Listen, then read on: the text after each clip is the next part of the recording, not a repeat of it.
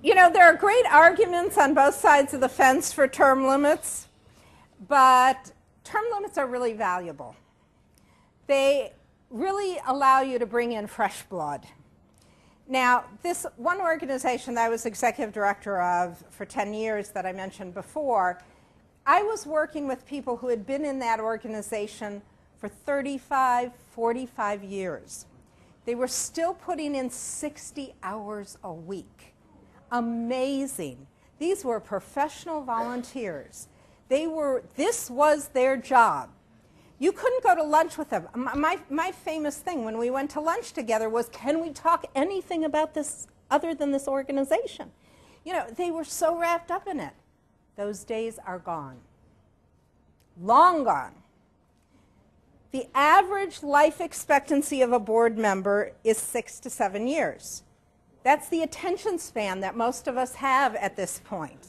So what we have to really do is put that into effect and recognize that that's the case. Now, the argument against that is, what do we do with this really good board member who we don't want to lose?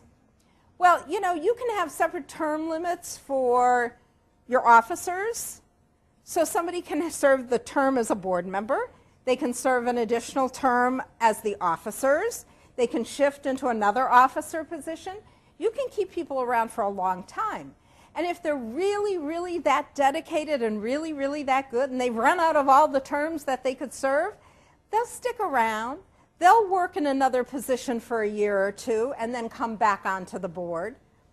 But most of the people, somebody asked me earlier, how do you get rid of dead wood? Well, hey, term limits is an easy way out, guys. You know, you don't have to really, your term's up.